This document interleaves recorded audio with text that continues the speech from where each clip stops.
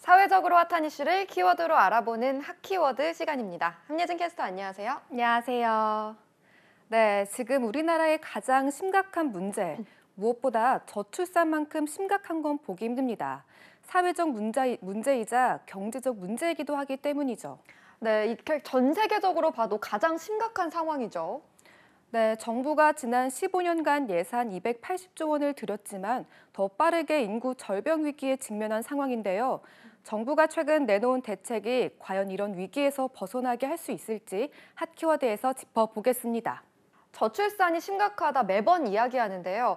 대체 얼마나 심각한 건지 구체적인 수치로 보면 어떤가요? 네, 여성 한 명이 평생 낳을 것으로 예측되는 자녀 수인 합계 출산율을 보면요. 2018년 한 명 이하로 떨어졌는데 지난해에는 0.81명을 기록했습니다. 내년에는 0.7명까지 하락할 것이란 전망까지 나오는 상황인데요. OECD 국가 중 합계 출산율이 한 명 이하인 곳은 한국이 유일합니다. 수치로만 보면 얼마나 심각한지 안 와닿으실 수 있는데요. 영국 옥스퍼드대 연구에 따르면 지구상에서 인구 소멸로 가장 먼저 사라지는 나라가 바로 한국이라고 합니다. 당장 이런 저출산의 문제는 인구 소멸뿐 아니라 경제에도 미치는 영향이 큰데요.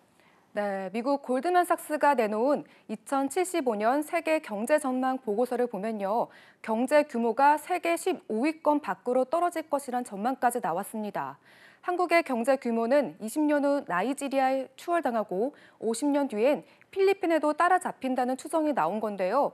골드만삭스가 전망치를 내놓은 34개국 중 마이너스 성장률은 한국이 유일한데 원인이 바로 급속한 저출산과 고령화입니다. 인구 감소로 노동과 자본 투입이 줄어드니 잠재 성장률도 내림세인 겁니다. 그런데 사실 10년 전부터 저출산 이야기가 나왔고요. 매년 엄청난 돈을 저출산 예산으로 정부가 쓰는데도 출산율이 오히려 떨어지는 건 어떻게 봐야 할까요? 네, 실제로 최근 15년 동안 저출산 극복에 380조 원 넘는 예산을 썼는데도 출산율은 오히려 떨어졌다고 합니다. 여성과 고령층을 일터로 불러내는 게 그나마 빠른 방법인데 노동 환경과 재교육 시스템엔 여전히 개선해야 할 점이 많은 게 현실이고요. 출산을 망설이지 않는 환경을 만들겠다고 정부가 이야기하지만 현실적인 대책이 부족하다는 지적이 나오는 이유입니다. 그래서 올해부터는 육아휴직 기간도 늘리고 추가적인 대책 마련에 나섰죠. 네, 육아휴직 기간을 기존 12개월에서 18개월로 늘리고 권고사직 등 휴직 사용에 따른 불이익에 대한 보호도 강화하기로 했습니다. 양육 부담을 더는 정책도 검토되고 있는데요. 내년엔 월 최대 100만 원의 부모급여를 지급하고 초등 돌봄교실 운영 시간도 단계적으로 늘릴 계획입니다. 정부와 지자체, 학교가 아이 양육을 종일 책임지겠다는 건데요. 출산에 영향을 미치는 건 이런 문제뿐 아니죠. 네, 소득은 늘었지만 양육 부담의 집값 상승까지 겹치면서 자녀를 갖기 더 꺼리는 것으로 나타났습니다. 2021년 기준 5년차 이하 신혼부부의 소득은 역대 가장 많이 늘었는데요. 맞벌이 부부의 비중이 55%로 높아진 영향이 큽니다.